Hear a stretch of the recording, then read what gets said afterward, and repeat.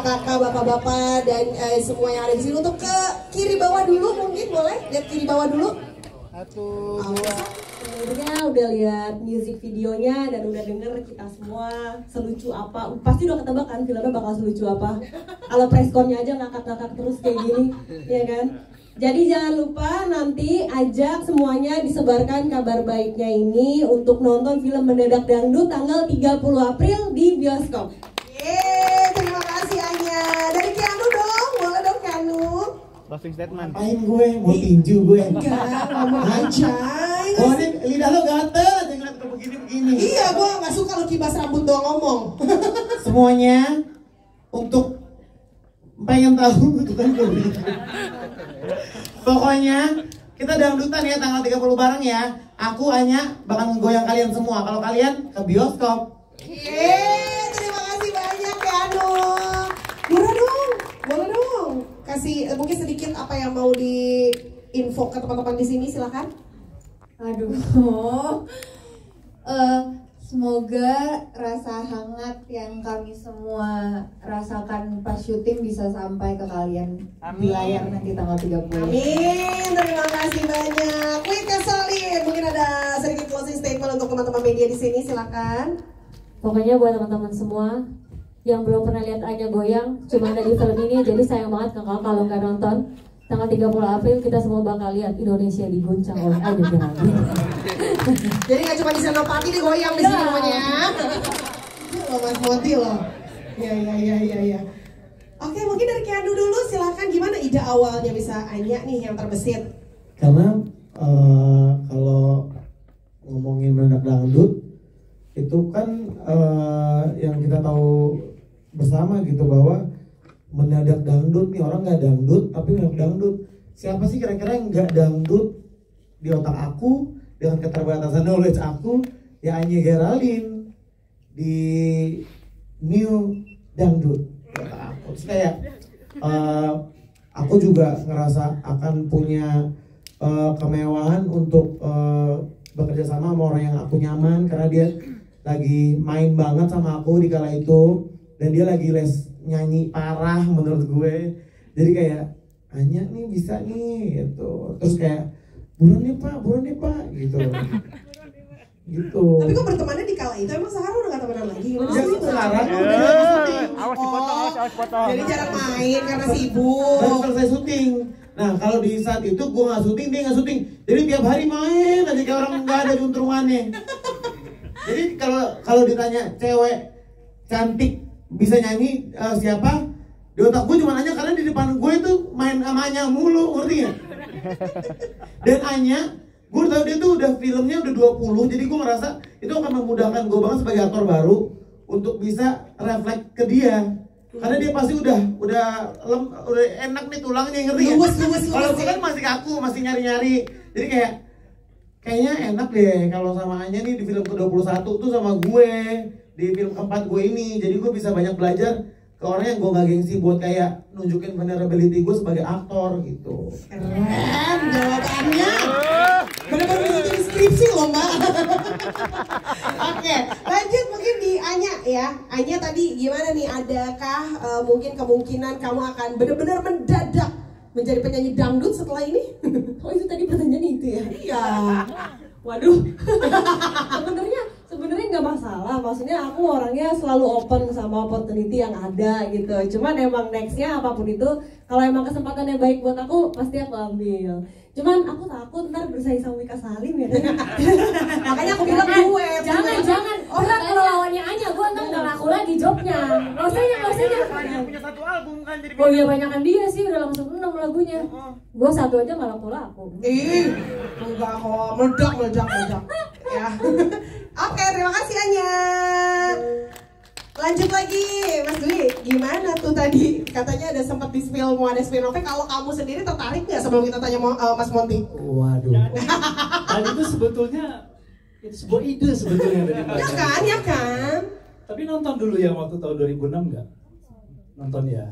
Iya, menarik sih. Aku tadi juga begitu Mbak nanya, wah itu menarik juga karena perjalanannya pasti akan panjang gitu kan, gitu. Ya kalau bagaimananya mungkin kita bisa tanya ke Mas Pak Monty dan Pak David mungkin ya. Oke, Mas Monty boleh dong Mas Monty, idenya tuh menarik loh. Ini kan 16 tahun perjalanannya jadi dewa dangdut, ya kan? Mau diceritain nggak nih next? Jadi dah. Amin. Berarti mbaknya tanda tangan kontrak nanti ya, idenya soalnya dari sini ya. Bantu ide ya. Karena aku yakin kalau memang ini peran ini made for Dwi sih.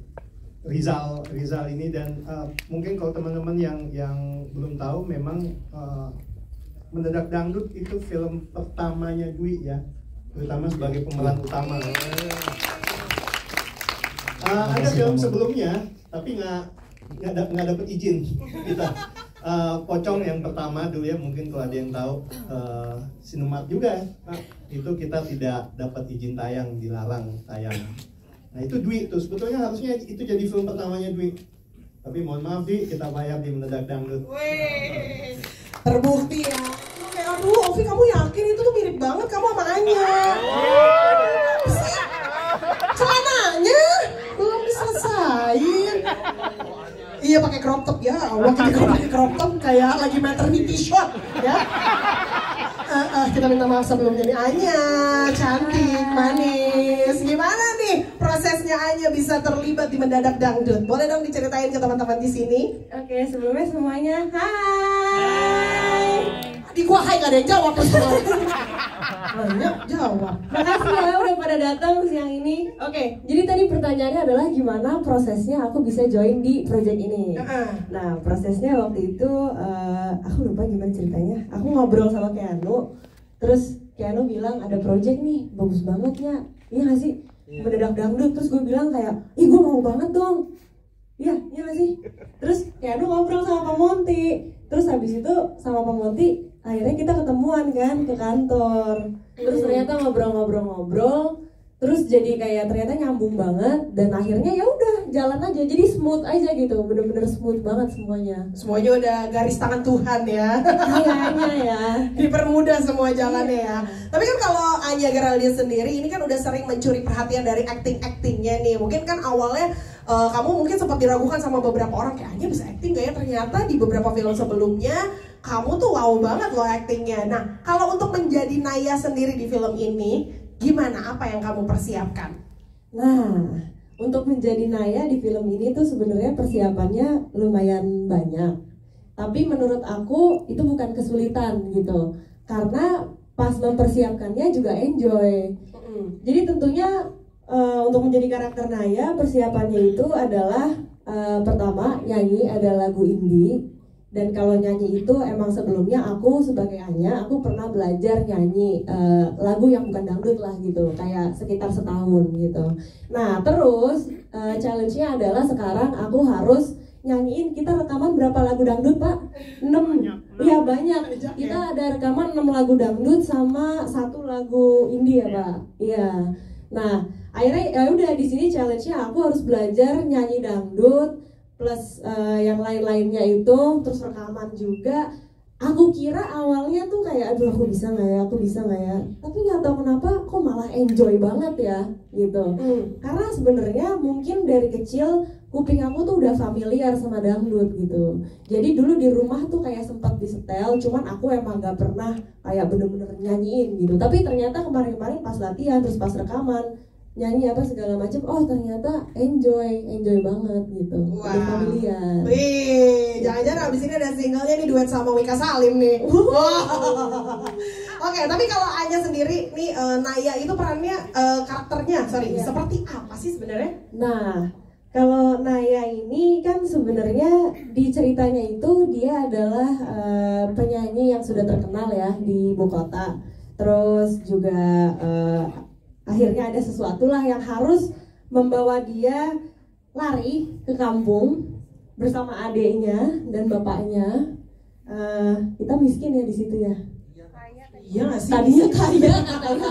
Dulunya Tapi kaya. nggak tahu lah hartanya kemana. Pokoknya ada sesuatu, nggak bisa apa-apa selain berpetualang mau nggak mau menyelamatkan diri sendiri dan keluarga juga dengan cara nyari duit nyanyi dangdut gitu. Oke. Iya, nah jadi ya sebenarnya tuh ada korelasinya juga sih ya kalau aku ngerasanya ya antara karakter Naya sama Hanya gitu. Dia adalah sama-sama anak sulung ya, anak pertama perempuan. Aku pun sebagai Hanya juga, aku adalah anak pertama perempuan yang juga mensupport keluarganya gitu. Naya kan juga mensupport keluarganya gitu. Jadi aku rasanya memerankan karakter Naya tuh ikhlas banget karena banyak banget hal-hal yang relate sama Anya gitu loh.